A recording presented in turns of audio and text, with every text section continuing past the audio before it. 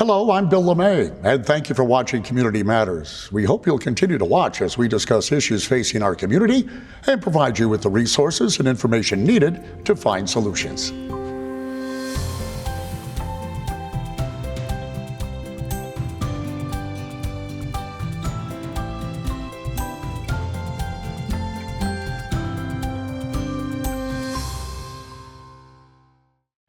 The colder months are here, and the holidays are just around the corner. But with the holiday season comes hardships for many families. Our guest today has a voice you might recognize from Madison in the Morning on 96.1 BBB. Madison's here to tell us about a cause that's very near to her heart, and it's, first of all, I'm a little nervous because it's a big radio star. Madison, it's so nice of you to join us. Well, my pleasure. Thanks for having me.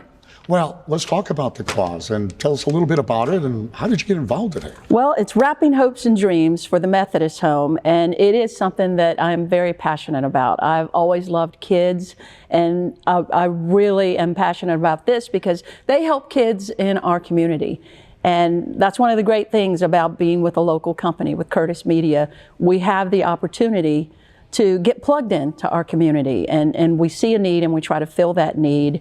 And when I started working with Curtis, they came to me and said, okay, what's something that's near and dear to your heart? We want you to do something that you're passionate about. And for me, it was a no-brainer. It was the Methodist Home for Children. Oh, that's neat, because radio is kind of a one-on-one thing, isn't it? A medium. It is. It really is kind of cool. So what about this particular charity? Well, because I felt like there's so many great organizations that people already know about.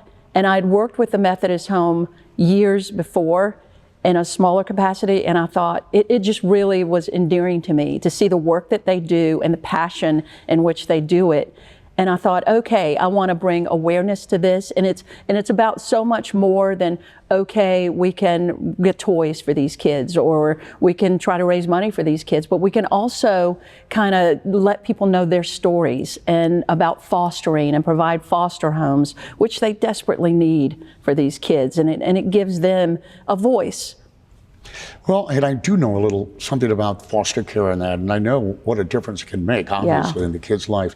How were you touched by that? And now that you're in this, by trying to help these kids, I mean, do you have any personal experiences where you'd like to share? For me, it's like meeting the families. I've gotten the opportunity. This is our 8th year working with the Methodist Home for Children, and I've gotten to meet a lot of the kids, and I've gotten to meet a lot of the families, and just knowing their stories. And there are kids that I feel like I've watched grow up with this program, and so many stories that have just touched my heart that there's no way I could not want to help. And there was one story early on about a child that was just in their crib and cried all day, to a point where the neighbors called the police, and they said, this baby's been crying all day. And by the time they got there, the baby had just been abandoned, and this baby had no voice. And it stuck with me. It resonated with me, because I thought, you know what? I have a voice, I have a microphone, and I have wonderful listeners that want to help. I want to be a voice for this child. I want to be a voice for all these kids that deserve to be heard, deserve to be seen, and have just been given this label of foster kid, because there's so much more than that, you know? So I kind of took that on as my mission, to be a voice for these kids.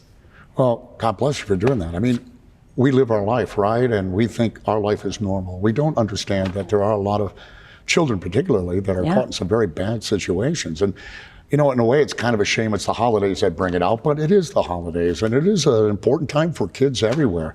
So what happens? What do you do? What are you promoting? How does what you do help these kids? Well, we try to get the stories out and let people know that, you know what, there's no stigma with foster kids or with the adoption process. And we want to make sure that every child that's with the Methodist home, whether it's in their foster care program, whether it's in their group homes, we want to make sure that they have a gift to unwrap on Christmas morning. So on Christmas morning, we all remember that excitement, right? Of running downstairs and you have a gift. Still do, right? Yes, we still love that. Yeah. We want them to be able to forget, you know, just replace one negative memory with a positive memory. And on Christmas morning, they have an opportunity to do that. So we have a radiothon coming up on November 21st, and we're on from 6 a.m. to 6 p.m. and we have people come in and they can tell the stories, and we have people that work with the Methodist home share the stories, and it's an opportunity for them to donate during this radiothon all day long. And then it all culminates at Streets at Southpoint with a big Wrapping Hopes and Dreams party where anybody can come, and we wrap these gifts and the social workers deliver them for us. Okay, so what's that like then when these presents go out? Oh man, it is awesome. bet. It is like I look forward to it every year because having heard the stories and talked to the people that work there, it just makes you want to help even more. And then we have people that make it a point to come. We have one lady that comes every year, and she does it in honor of her grandfather that was adopted. I mean, everybody has a story, and it's nice to listen to people and get their stories and the reason that they do things and the reason that they want to be a part of it. It's become kind of a movement for our community, for us to be a part of our community and look out for those kids and be a voice for them. So I got to ask, I mean, to see a kid who's had a tough road, right? Have this kind of experience, what's that like? I'll tell you what, when kids come up and you would be surprised. These kids, you hear people say kids are resilient. I don't know. I think they're just ready to be loved. Oh, yes. They have so much love in their hearts. These kids are the most loving, sweet kids I've ever seen. And once they're placed with a family, or once they're able to let their guards down, it's magical. I mean, it really is. It is magical. It makes me want to go, ho, ho, ho, ho. Maybe later. Stick around because we're coming right back.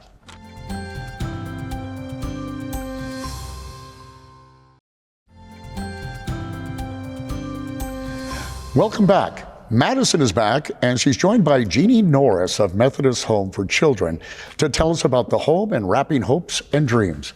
Jeannie, welcome to the set. Thank you so much. Thank you both for being here. With Madison especially. She's my girl. Yes, she is. Very Christmassy too. Oh yes, and this Wrapping Hopes and Dreams event every year is just so amazing and so important. It's hard to think about right now because it seems a little early, but we have to start now. We really do. We have to start now thinking about the kids in our care and how we're going to bring them Christmas. Can in fact talk a little bit about the home and Absolutely. what it means to the community, and Yeah. because honestly I know very little about it. All right, well, Methodist Home for Children is headquartered in Raleigh, and we have been in Raleigh since 1901 when the first child came through our doors. Her name was Cassie Bright, and she was 11 years old, and she came from down east. And at the time, the way that the community served children whose parents were dead or couldn't take care of them was they bring them to the orphanage, and for many decades that's how we took care of children in need. Right now we work across the state. We are in all the communities. We have children in foster care, which is closest to our original mission. And these are children who come to us because of abuse or neglect in the home, and they've had to be removed for their own safety. And if they can go back home, ultimately that's a good thing. We want that to happen if the family can do it. But we have kids also who maybe grew up in a home that had abuse and neglect and family dysfunction that's pretty severe. And in those cases, when the kids are not helped, when the family's not helped, they age up into teenage years, and those kids will get in trouble often. They're unsupported, unparented. Sometimes these families really struggle, and so these are often kids who are in our group homes. We have group homes all across the state, and we have transitional living homes too for older kids who are teenagers, and these kids have a place close to my heart because they're having to learn to be adults, and they're not ready. They didn't get the lessons in life that we take for granted. Yes. I mean, everything from hygiene to saving money, to learn how to drive a car, or to learn how to apply for a job, or manners, or they need this intensive home experience with us in order to be able to live on their own. And they're going to live on their own without the support of a family. They don't have that network, that safety net that we take for granted again. And so these are kids who are with us as well. And we also have kids who are going to come to us in our crisis and assessment centers.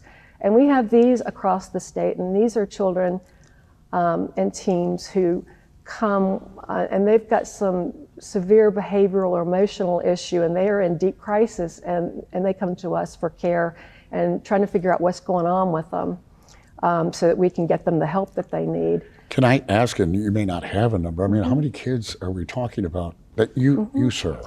Well, we serve 12 to 1,300 kids every year. Wow. Yeah. And the thing that they all really have in common, you know, there's so many different needs and so many different issues, but the thing they have in common is they need hope, and they need to know that somebody cares. It's so important, and it's so fundamental. And we, you know, who grow up with this, you know, we're so blessed and so lucky, and we want to give that to children who didn't. You know, and this is the time of year, right? I think every kid looks for, and adults, for Christmas time. So how did this whole program come to be? Oh, we were so lucky. Madison found us.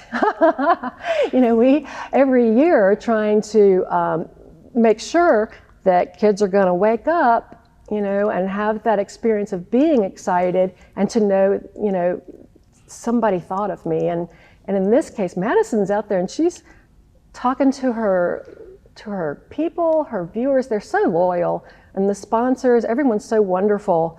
And the way that they care, and they come out and they talk to us, and you know, they say prayers for us, and they make gifts, and they buy things off of the kids' wish lists, which are on the website at 96.1 BBB. Yeah. So you know, that's just been wonderful for us for the past 8 years to really have that boost, and just the goodwill and the love of people in the community. So how do people get involved? Obviously, they can go to the website, I understand that, and listen to Madison. Yeah, we want them to listen to Madison. It's going to be a great day. On November 21st, she's going to be telling the stories, and she's going to have the voices of our folks, and then, of course, the rapping events, lots and lots of fun. But, you know, just two ways right there to get involved and make a difference in the life of a kid. And, you know, it's easy. It's like, it's not even something big. There was, can I tell you a story? Oh, please, I was going to ask. Please do. We have one of our transitional living homes, and these are the older teens. We have a staff member, her name's Tiffany, and she's got a real heart for these kids, and she's really good with them. And every year she gets them matching Christmas pajamas. She does, and makes them stockings, and gets them a Christmas movie, and makes them Christmas treats in the morning. And so they have that Christmas Eve experience, and they get a tree.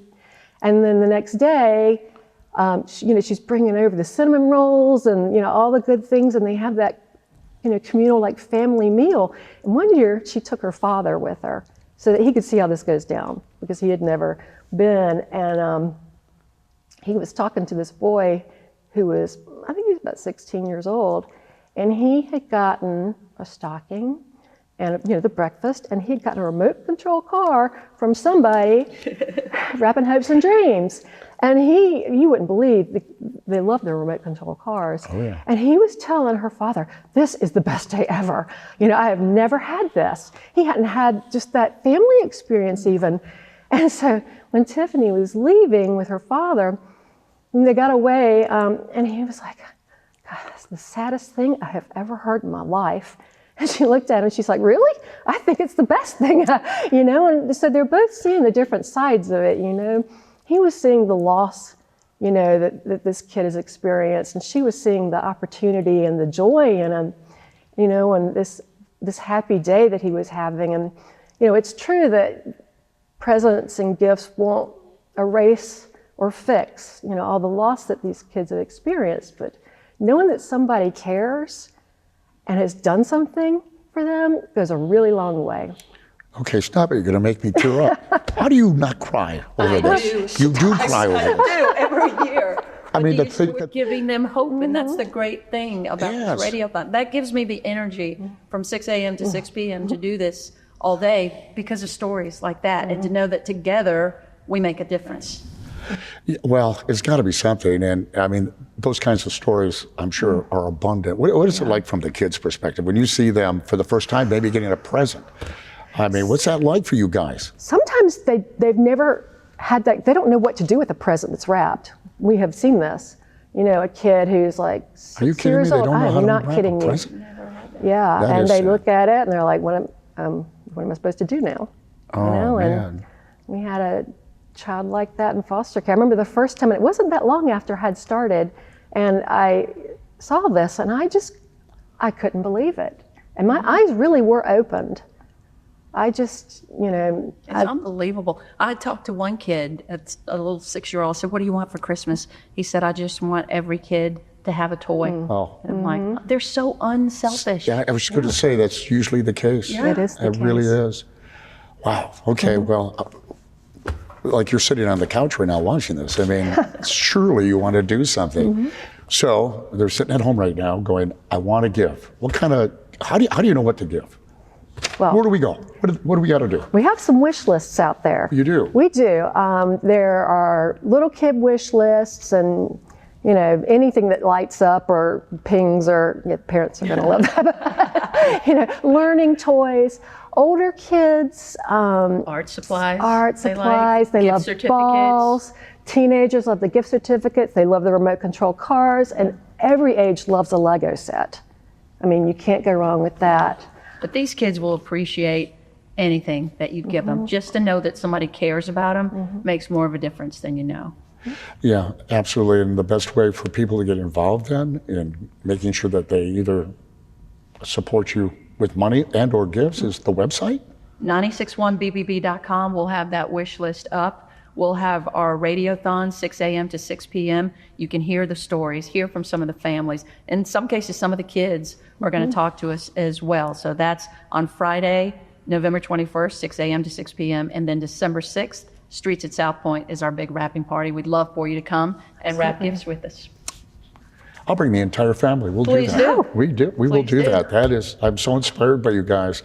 I can almost feel the love coming from you guys. That's a good thing. What an experience. Stick around. We'll be back with more.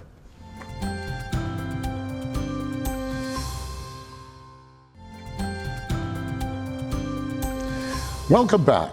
We've all seen the big red buckets around Christmas time, but there's much more to the Salvation Army's mission. Christine Rogers is here to tell us about the Salvation Army's Angel Tree. Christine, welcome to the show. Thank you for having me. Delighted to be here. I think everybody knows what the Salvation Army is, but just in case there's somebody watching who doesn't know, can you tell us a little bit about the organization? Sure, you're right. We're known for our red kettles at Christmas, Sure but are. we provide services year-round. The Salvation Army of Wake County has been around almost 140 years. We started in the area in 1887, and we operate the largest family shelter in Wake County. We have a community kitchen, we provide meals, we have a thrift store, we provide clothing, and then of course we do emergency disaster services as well. So when the hurricane strikes, we're the ones that are there with our canteens and feeding people and giving them emotional and spiritual support as well. You're a wonderful organization. I mean, it really is. Can I ask, here in Wake County, how big is the need that you serve? It's big, and it's getting bigger. We serve 500 meals a day. We have approximately 150 people in our shelter each evening. That's our drop-in shelter and our residential shelter. And the community kitchen in particular, we're providing a warm meal for folks in need. And that's gone up from 120 to, like I said, about 160 a night now. So we're definitely seeing an increased need for help. One of the nice things about the holidays is it kind of puts a spotlight on organizations like yours. And here we are, we're in the holiday season, and I would like to talk about that. And you have the Angel Tree. Can you tell us about it? How does it work? The Angel Tree is our beloved holiday tradition. So, and this year, speaking of need, we have a greater need. We have 8,000 children. 8,000 kids? 8,000, which is 1,000 more than we had last year. So we really need the community to rally for us. Basically, the way the Angel Tree works is we have families in need who register. Usually that's in late September, early October.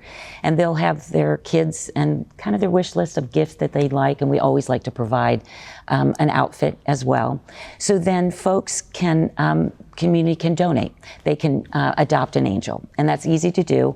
You can go to Crabtree Valley Mall. That's one place where we have our angel trees set up. You can grab that tag, go shopping, drop the gifts off. We can also do it online. So if you go to our website, wakearmy.org, you can find out all the information on how you can do it online as well. I think I'm going to do that today. I mean, Please do. you know, I'll be honest, 8,000 kids, that just seems like a lot, especially when Christmas is all about kids, you know what I mean? The relationship between the person who pulls a name, is that an anonymous thing, or is that how that works? It is. To respect the dignity of our families, we don't disclose any of that information, and the families don't know who the donors are either. But the donors can know that they're really providing something that's so special. Because think about it, we were talking about how exciting it is on Christmas morning for kids, right? We all have memories of that. What if you're a family that, you're struggling to put food on the table, you're struggling to keep the lights on, to pay your rent, and you want to provide Christmas for your kids. Oh, that'd be heartbreaking. And some of them just don't have those extra resources. So knowing that there's someone in the community who cares, who can step up and adopt that angel is really special. I want to ask, for people who might be in need, how do they connect with you in order to participate in this? Yes, so our registration is closed now because we're at 8,000, we're at capacity. I'm sure. Yes. But anytime, our organization, we don't discriminate. Whoever comes to our door, we're here to help. We don't care your faith, your circumstances, your background, that's what we're called to do. So there are many ways that we can help people, and we do that daily. We provide case management support, which is, some folks need a job. Some folks have childcare issues. Maybe they have a transportation issue. All of those things, our social services staff really helps people try to navigate to get them back up on their feet.